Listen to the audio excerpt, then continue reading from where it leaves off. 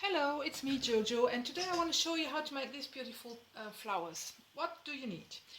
First of all, you need different types of punches to punch out some flower shapes. So I got this shape, which is this stamp. It's a Stampin' Up stamp, a punch, sorry, and it's a pansy. And then I got these from Fco.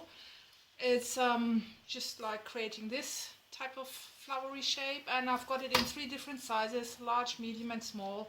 So this is what it has created, and these 4 shapes together allow to create these beautiful flowers. Let me just put these away to make sure they don't get wet, because this is what we need. We need watercolor. You can of course use any water-based color, like you can use your distress inks, you can use ink refills and make a solution with water from it and spritz it on. But in my case I'm going to use my Mijello watercolors, and this is the Permanent Yellow Deep. And I'm going to just get my brush wet, pick up some of my paint, and then generously spread it over my shapes. I've punched out my shapes, of course, from watercolor paper, so it absorbs a lot of water quickly. Normal paper, crafting paper, doesn't allow to do that, so I recommend to get watercolor paper. The watercolor paper that I've got here has got 200 msg, yes. So this is what you do, and then you just flip them over. Sorry, I got something in my throat. So you just flip them over, do the back sides as well. It doesn't have to be 100% even, it's just adding a bit more shading to it if it's uneven, and looks more natural on top on the finished flower. So just don't take this too serious. It's done quite quickly. And there you go. Hope you can see it well. If you have massively different color shading because there's more paint on one petal than on the other, just wet your brush and take some of the color out by wiping over it like this, and it evens it out. So I'm happy with my shading here. Just flip it over.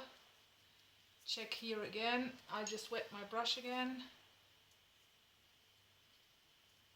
This one. Let me have a look at this one. That's fine as well.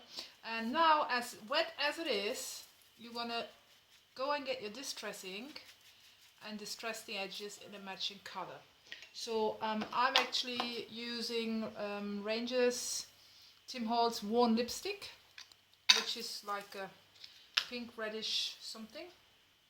I just pop this wet as it is in my pliers and just go around the edges. It doesn't matter if it's not 100% even. You see what I'm doing here?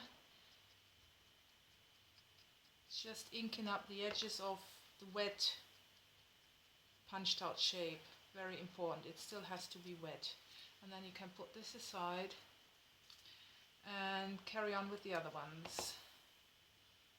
These are slightly more difficult to distress because of their shape, but never mind, I'll still manage somehow.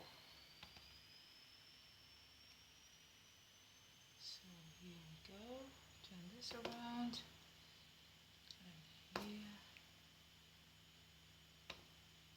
and here. It's just literally to give a little shade to the edge. Not rocket science, doesn't have to be 100%. Can be a bit smudged on, never mind. I just love making flowers because it allows me to literally choose any color combination and also shape I want. And watercolor paper is just absolutely great for it. It's slightly more expensive than normal paper, but the colors on it are so vibrant, and paper is really of a very good quality. It doesn't tear when you actually shape it and things like that. So I just love working with watercolor paper. and creating my own little flowers for my projects. So I'm happy with this. So I'm going to put this away.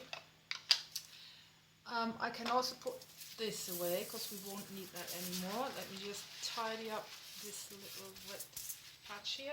So what's next is we need our rubber mat, and we need these, I call them pokey tools.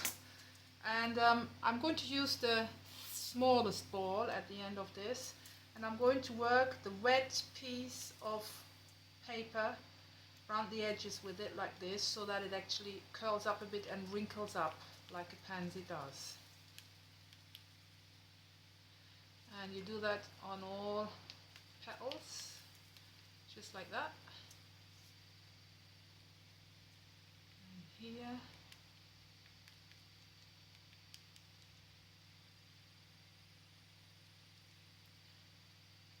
And once you've done that, you flip round your tool and use the bigger ball and just gently draw a line to the center of your flower. Then you flip it over like this, swap to another bigger one and just press down here. And this is what you get from it, and you just put it aside and you carry on with the next one. So we switch again to the smaller one, and we just poke around the edges here, and it curls up easily, as you can see. Pliers are very useful to keep things in place.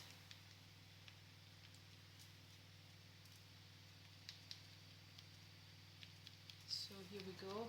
Did I say pliers? I meant tweezers. Sorry for that. English is not my first language, so sorry. I sometimes make mistakes. I didn't mean pliers, I meant tweezers. Oh, you can try with pliers as well. Might not work out as well, but never mind. So this is what you get from poking around, and then you just turn it over, and I just see I'm going to change my mind. This is going to be the underside, so I'm actually going to repeat the whole process to curl this side up, because the other side is much nicer in my opinion. So I'm just going to curl it up the other way around. Sorry for that, but I forgot to have a look, because sometimes you have a nice side and a not so nice side, like in this case, and then you want the nice side to be the one that actually, look,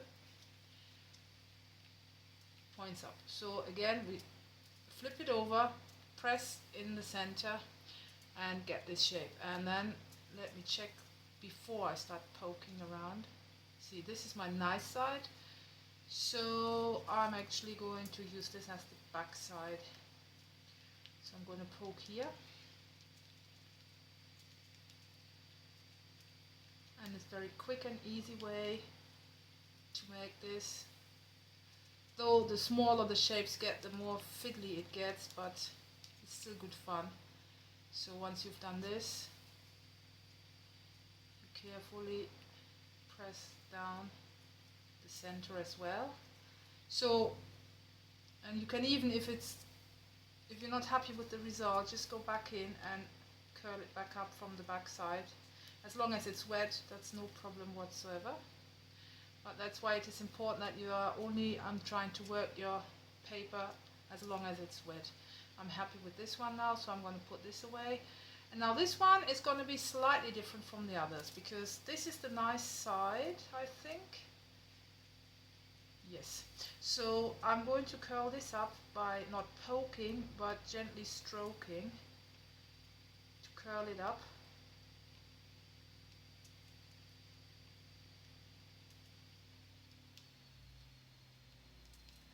Won't let you, because sometimes it just doesn't slide well on the paper, so I just, instead of drawing a line, I just poke a line. So, and then I'm going to get in with the second smallest and actually try to close this up quite well, just so that it really is like a little cap that sits on my ball here. Alright, so I'm happy with this shape now. Now what I'm going to do is I'm going to bring in my heat tool and quickly help drying these. This is in no time done.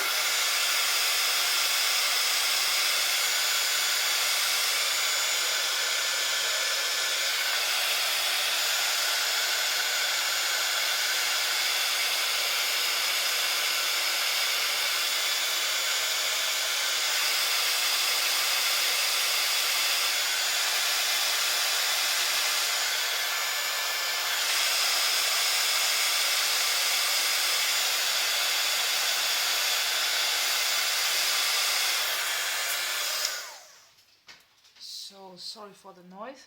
So, and that's what I love about watercolor paper, because now it is sturdy and really stiff again. It's only pliable when it's really wet. So what I'm going to do is gonna put my flower together, assemble it. So I'm going to use this for it, which is my glossy accents. I love it, it's a very nice glue.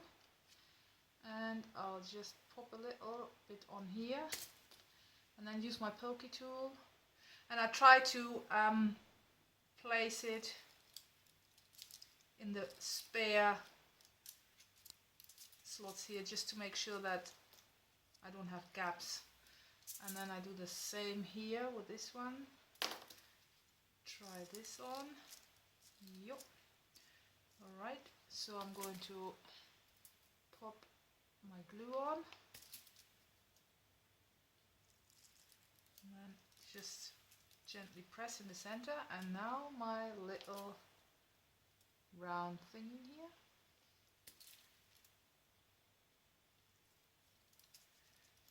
Which is now really nice and close, as you can see. And this is my finished flower. That was all. Quick and easy to make.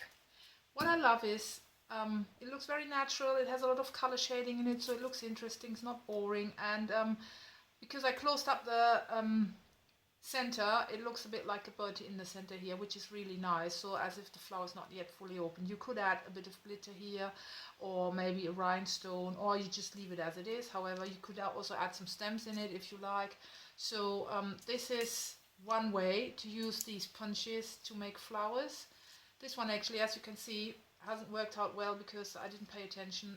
The nice side is underneath and the not so nice side has come up, so I'm probably gonna throw this one away. I'm not gonna use it.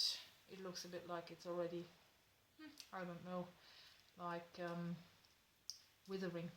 So alright, what you can do with the centers is, if you flip it over and poke down, the center works out like this. And I've done a couple of those because I just add them as an individual flower. Just put a little pearl in the center to make the full arrangement. And this is another option that you can make with these shapes. I love these ones as well.